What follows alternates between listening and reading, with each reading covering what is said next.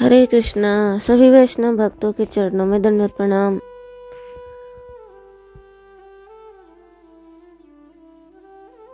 भक्तराज ध्रुव की अनसुनी कहानी।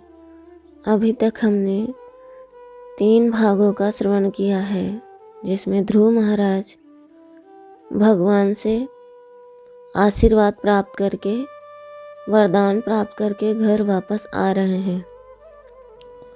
जहाँ उन्हें उनके पिता ने सुना तो स्त्रियां मंगल गान कर रही हैं, ब्राह्मण वेद पाठ कर रहे हैं, ध्रुवराज के ऊपर पुष्पों की वर्षा हो रही है और ध्रुव महाराज का सम्मान हो रहा है। स्वयं जिन पर भगवान प्रसन्न हो जाए ना, उस पर आखिर कौन नहीं प्रसन्न होगा, कौन नहीं उसका अभिनंदन करेगा। सभी लोग उनकी प्रशंसा कर रहे हैं, उनके प्रति प्रेम प्रकट कर रहे हैं। तो अब हम चलते हैं चौथे भाग की ओर। भगवान की आराधना से सब कुछ हो सकता है, अब तक होता आया है और आगे भी होता आ रहेगा। संसार के इतिहास में ऐसा कोई दृष्टांत नहीं है कि किसी ने आराधना करके अपनी अभिलाषित वस्तु ना प्राप्त की हो। सभी कुछ ना कुछ चाहते हैं, कुछ ना कुछ पाने के लिए अशांत हैं। सभी अपनी अभीष्ट वस्तु प्राप्त करने के लिए प्रयत्न कर रहे हैं, परंतु किसी को भी पूर्ण सफलता मिलती नहीं दिखती। इसका कारण क्या है? सफलता का जो वास्तविक मार्ग है, उस पर बहुत लोगों की दृष्टि ही नहीं है।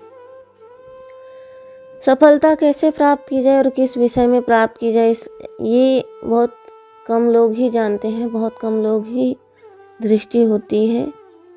क्योंकि भौतिक सफलता तो हर कोई प्राप्त कर लेता है, आध्यात्मिक सफलता बहुत कम लोग प्राप्त करते हैं। जिनको पता होता है कि हमारे जीवन का उद्देश्य क्या है, हमें क्या करना चाहिए, हमें किस ओर चलना चाहिए, बहुत कम लोगों को पता होता है।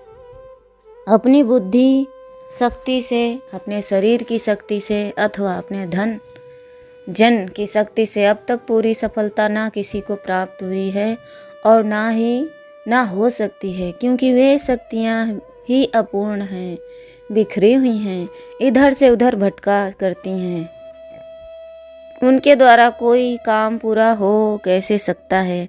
अल्प शक्ति के द्वारा अल्प काल स्थायी अल्पकार ही हो सकते हैं, परंतु यदि अनंत की शक्ति से, अनंत के बल से कोई कार्य किया जाए तो वह चाहे उसका स्वरूप जो हो अंत तक पहुंचा देता है। लौकिक, पारलौकिक, मोक्ष सभी प्रकार के कार्य भगवान की आराधना के लिए द्वारा ही वास्तव में पूर्ण होते हैं, अन्यथा अधूरे और क्षणिक होते हैं। आधुनिक प्रवृत्तियाँ अधिकांश ऐसी ही हैं।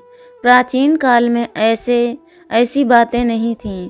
ब्रह्मा की इच्छा हुई कि सृष्टि करूं, उन्हें आज्ञा मिली, ब्रह्मा तप करो, भगवान की आराधना करो, तब तुम्हें सृष्टि की प्राप्ति होगी। उन्होंने आराधना की। अनंत सत्ता, अनंत ज्ञान, अनंत आनंद और अनंत शक्ति के साथ उन्होंने अपने आप को मिला दिया। आराधना के फलस्वरूप वे अभिलाषित सृष्टि करने में समर्थ हुए। आराधना के पहले उन्होंने जब सृष्टि करने की चेष्टा की, तब अवांछनीय सृष्टि का ही विस्तार हुआ। उनके पुत्र स्वयंभू और शतरूपा ने जब उनके सृष्टि कार्य में सहयोग देने का विचार किया, तो पहले उन्हें यही आज्ञा दी गई कि तप करो, भगवान की आराधना करो। आराधना के द्वारा ही वे कर्म करने की क्षमता प्राप्त कर सकें, प्रजापति हो सकें। और तो क्या, उनकी ही प्रार्थना और आराधना से स्वयं शक्ति प्रकट हुई तथा उन्हीं की आराधना से प्रसन्न होकर भगवान ने पृथ्वी को धारण किया। यह एक सत्य है और पूर्ण सत्य है कि भगवान की आराधना से ही पूर्णता प्राप्त होती है। ब्रह्मा से लेकर स्वयंभू मनु तक इस सत्य का अनुसरण ठीक ठीक होता रहा। कार्य संचालन में भी कोई अड़चन नहीं आई। उत्तानपाद स्वयंभू मनु के ही पुत्र हैं, परंतु उन्होंने अपने पिता की भांति भगवान की आराधना नहीं की थी। वे सुरुचि के अधीन हो गए थे। उन्होंने सुनीति की उपेक्षा कर दी थी। यही कारण था कि इन्हें इनकी अभीष्ट वस्तु नहीं मिल रही थी। ध्रुव के तप से, ध्रुव की आराधना से और ध्रुव की सिद्धि से उत्तानपाद की आंखें बहुत कुछ खुल गईं। उन्होंने देखा कि मेरा ही लड़का मेरी ही गोद में पला, मेरा ही पाला पोसा ध्रुव भगवान को प्राप्त कर ले और मैं ना प्राप्त कर सकूं, यह कितनी लज्जा की बात है। वे आस्तिक तो पहले से ही थे। भोग विलास में आसक्ति के कारण भगवान का भजन लगन के साथ नहीं कर पाते थे। अब उनकी लगन के लिए सामने ही उच्चतम आदर्श उपस्थित हो गया। वे दिन रात देखते ध्रुव के मुंह से किस प्रकार भगवान के नाम निकल रहे हैं, ध्रुव किस प्रकार पूजा कर रहा है, भगवान के ध्यान में ध्रुव किस प्रकार तन्मय हो जाता है। और यह सब होने पर भी माता की, पिता की और कर्तव्य की सेवा में किस प्रकार संलग्न रहता है। उन्हें ध्रुव से बड़ी सहायता मिलती। राजकाज के साथ ही वे प्रायः भगवत स्मरण करते रहते। ध्रुव की दिनचर्या बड़ी ही अद्भुत थी। वे 4 घड़ी रात रहते ही अपना सैया पर उठकर बैठ जाते और हाथ पैर मुंह धोकर आचमन करके भगवान के स्मरण में लग जाते हैं। उनकी आँखों के सामने भगवान का अनंत सर्वात्म रूप प्रकट हो जाता और वे उनके रस में, आनंद में मस्त हो जाते हैं।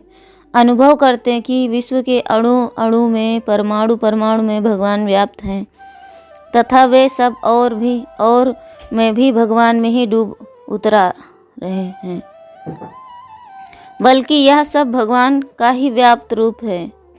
सब भगवान ही भगवान है। ऐसी समाधि में घंटों डूबे रहते हैं।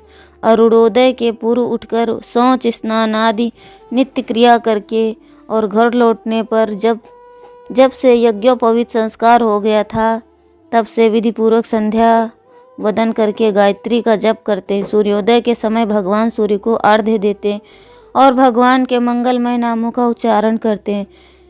गुरुजनों की वंदना करते। सुरुचि के साथ उनका सद्व्यवहार अत्यंत ही प्रशंसनीय था। वे सुरुचि के हृदय से कृतज्ञ थे, क्योंकि उसी के कहने से भगवान की आराधना में उनकी रुचि हुई थी। सुरुचि किस भाव से यह बात कही थी, इस प्रकार ध्रुव की कभी दृष्टि ही नहीं गई। वे सदा सुनीति से पहले सुरुचि का सम्मान करते और उनकी सेवा अपने हाथों ही करते। उन दिनों सुनीति का हृदय हर्ष से भरा हुआ था। सारी पृथ्वी का सम्राट अपना पति है। सारे विश्वों के स्वामी भगवान का अनुग्रह करने अपने पुत्र पर प्रकट है।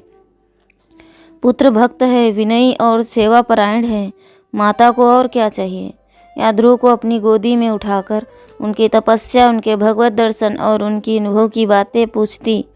ध्रुव बड़े ही प्रेम से माता की आज्ञा का पालन करते और भगवान ने किस प्रकार पद पद पर उन पर अपनी कृपा प्रकट की, इसका वर्णन करते हुए तन्मय हो जाते हैं। नारद और सप्तऋषियों के दर्शन के पहले ध्रुव की जैसी मानसिक स्थिति थी, उसका वर्णन सुनकर सुनीति की आंखों में आंसू आ जाते हैं। तपस्या में निराहार रहने की बात सुनकर उसे बड़ा आश्चर्य होता कि मेरा नन्हा बालक इतनी कठिन तपस्या कैसे कर सका। वह विघ्न करने वालों में अपना स्वरूप धारण करके आने वालों की बात सुनकर सोचती कि देवता भी कितनी छली होते हैं। क्या ध्रुव को धोखा देने के लिए मैं ही मिली। भगवान के दर्शन की बात सुनकर सुनीति का रोम रोम खिल उठा और वह भगवान के दर्शन के लिए उत्कंठित हो उठी। अनायास ही उनके मुंह से भगवान के नाम निकलने लगे। उनका हृदय आनंदित से उमड़ उठता। ध्रुव और उत्तम प्रायः साथ ही रहते हैं। ध्रुव की रहन सहन, उनकी भाव भक्ति देखकर सारी प्रजा उन पर अनुरक्त थी। ध्रुव की हृदय में, आँखों में भगवान समाये हुए थे। उनसे जो भी मिलता उसे वे भगवत स्वरूप में ही देखते। इसी से उनके व्यवहार में प्रेम, शांति, सद्भाव और सेवा हमेशा ही रहती। उनके मुंह से कभी कटु भाषण नहीं होता, किसी के प्रति दुर्व्यवहार नहीं होता और किसी पर क्रोध नहीं आता। इसका कारण क्या था? एकमात्र यही कारण था कि ध्रुव के हृदय में भगवान थे और वे सबके हृदय में भगवान का दर्शन करते थे। सारा संसार अशांति से ऊब गया था। सब चाहते हैं कि संसार में शांति स्थापित हो। उन्हें आंखें खोलकर देखना चाहिए और बुद्धि को निर्मल करके समझना चाहिए कि सर्वत्र भगवत भाव से बढ़कर शांति का और कोई साधन नहीं। एक दूसरे पर विश्वास करते रहें, एक दूसरे को धोखा देने की चेष्टा में रहें, एक दूसरे की उन्नति से ईर्ष्या करते रहें और मुंह से कहें कि संसार में शांति स्थापित हो जाए, तो यह कदापि संभव नहीं है। शांति स्थापना के लिए एक को दूसरे से निश्चल प्रेम करना होगा, एक को दूसरे पर विश्वास करना होगा और एक को दूसरे पर सहानुभूति रखनी होगी। यह सच्चाई है, यह प्रेम भाव है। केवल आस्तिकता में ही रह सकते हैं, केवल भगवान पर विश्वास करने से ही रह सकते हैं। नास्तिक संसार शांति स्थापना का चाहे जितना प्रयत्न करे वह असफल होगा, यह निश्चयपूर्वक घोषणा की जा सकती है। शांति स्थापना के प्रयत्नों में केवल आस्तिक ही सफल होंगे, केवल भगवान पर ही विश्वास करने वाले ही सफल होंगे, केवल वे ही सर्वत्र भगवान की दृष्टि से सबसे निश्चल प्रेम करने में सफल होंगे। प्रजा पर ध्रुव का एकाधिपत्य था। प्रजा उन्हें प्राणों से प्यारी थी और प्रजा उन पर पूर्ण विश्वास रखती थी। ध्रुव अभी राजा नहीं थे, शासन सत्ता पूर्णता उनके हाथों में नहीं आई थी, फिर भी प्रजा के कर्ता धर्ता विधाता सब कुछ वही थे। सब उनके निष्कपट व्यवहार और स्वार्थहीन सेवा के कायल थे। प्रजा के साथ व्यवहार करते हुए भी ध्रुव भगवान का स्मरण रखते। माता पिता के भोजन के पश्चात उत्तम के साथ भगवान का प्रसाद पाते हैं और संत एवं विद्वानों से भगवान के महत्व, प्रभाव आदि की बातें सुनते हैं। समय पर संध्या आदि करके रात में भगवान का ध्यान करते सो जाते हैं और स्वप्नों में भगवान का ही दर्शन करते। जगत का व्यवहार तो केवल भगवान की आज्ञा से ही करते। उनका हृदय निरंतर भगवान में लगा रहता। युवावस्था होने पर माता पिता के आग्रह से ध्रुव भी 2 विवाह हुए। एक पत्नी का नाम भ्रमित, वह प्रजापति शिशु कुमार की पुत्री थी और दूसरी पत्नी का नाम इला, यह वायु की पुत्री थी। इन दोनों के साथ भक्तराज ध्रुव आनंद पूर्वक रहने लगे। अपने पिता को नवोढ़ा पत्नियों के साथ सुखी देखकर माता पिता के हृदय में बड़ा ही आनंद हुआ। वे इसे परमात्मा का परम अनुग्रह मानकर बारंबार भगवान की कृपा का अनुभव करने लगे और उनके स्मरण में तल्लीन रहने लगे। राजा उत्तानपाद की अवस्था अब ढल चुकी थी। प्रजा पालन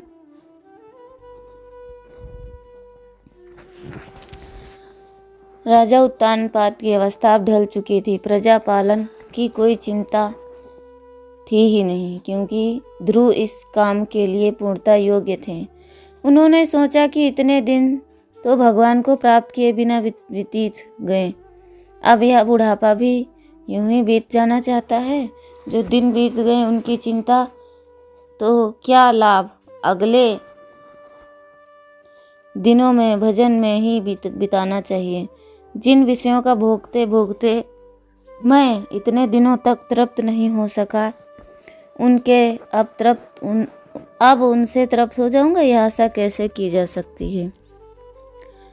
यह विषयों की लालसा कैसी धधकती हुई आग है, इसमें जितनी आहुति डालो उतना ही अधिक यह प्रज्वलित होती है। अतः मैं सारी पृथ्वी का सम्राट हूँ, फिर भी मुझे संतोष नहीं। यदि मैं त्रिलोकी का स्वामी होता तो भी मुझे विषयों के भोग से तृप्ति न मिलती। अब इस विषयों से मेरा कोई प्रयोजन नहीं है। इन आँखों की सफलता तो तब है जब वे त्रिभुवन सुंदर भगवान के अनूप रूप राशि में समा जाएं। अब ध्रुव राज्य करे, मैं वन में चलकर भगवान की आराधना करूं।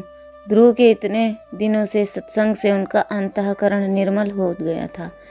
वे विषयों की असरता और भगवत जन की सारवत्ता समझ गए। उनके मन में पर्याप्त समय और दृढ़ता आ गई थी। उन्होंने सारी प्रजा के सामने ध्रुव के राजा होने की घोषणा की। प्रजा के उन्मुक्त हृदय से ध्रुव का राजत्व स्वीकार किया और आनंद मनाया। राजा उत्तानपाद संतों में जाकर आत्मविचार एवं भगवत चिंतन में अपना समय बिताने लगे। ध्रुव का राज्य कितना सुंदर हुआ होगा, इसकी कल्पना तो वर्तमान काल में अशांति में पले हुए लोग कर ही नहीं सकते, क्योंकि वे भगवत धाम का राज्य था, प्रेम का राज्य था और अखंड शांति का राज्य था। तो आज का हमारा चौथा भाग यहीं पर विराम होता है। अब हम आपसे 5वें भाग में मिलते हैं।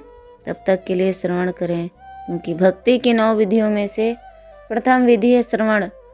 तो जितना अधिक हम श्रवण पर बल देंगे उतना ही हमारे लिए लाभदायक होगा, क्योंकि हम भगवान के दर्शन आँखों से नहीं कर सकते, इसलिए भगवान के दर्शन सिर्फ कानों के माध्यम से हो सकते हैं। कानों के माध्यम से जब दर्शन होंगे तो वही वाणी हमारे हृदय तक जाएगी और हमारे हृदय में जमा हुआ मलिनता निकल जाएगी और स्वच्छता आ जाएगी, उसमें भगवान आएंगे और हृदय में परिवर्तन हो जाएगा। तो हमें अधिक से अधिक श्रवण क्रिया पर बल देना चाहिए और अधिक से अधिक श्रवण करना चाहिए। तो सबसे पहले श्रवण करना चाहिए, क्योंकि आँखों का काम है धोखा देना। तो हमें भगवान के दर्शन के लिए भगवान की कथाओं को श्रवण करना होगा। ये नहीं है कि हमें बस भगवान के दर्शन करने हैं, धाम में जाना ये बड़ी बात नहीं है। भगवान के दर्शन करना ही भगवान के धाम के समान है। कलयुग में भगवान नाम के रूप में अवतरित हुए हैं, तो जितना अधिक नाम जप करेंगे उतना ही भगवान के समीप रहेंगे। जितना हम माया के समीप जाएंगे उतना ही दुखी रहेंगे। आनंद तो भगवान के नाम में है, भगवान की कथाओं में है। जब सृष्टि बनाने वाले ने ही कहा है कि दुखालयम अशाश्वतम, तो हम कौन से सुख की कल्पना कर सकते हैं। यहाँ कोई सुख नहीं है, पग पग पर दुख है, छल है, भव भय बंधन है। इसलिए हमें संतों का संग करना चाहिए, साधु संग, संकीर्तन, शास्त्रों का अध्ययन। हरे कृष्णा कृष्णा कृष्णा हरे हरे, हरे रामा राम राम हरे हरे। जगत गुरु श्रील प्रभुपाद की जय, अनंत कोटि वैष्णव भक्तवृंद की जय, गुरु महाराज की जय, आप सभी वैष्णव भक्तवृंद की जय, ध्रुव महाराज की जय।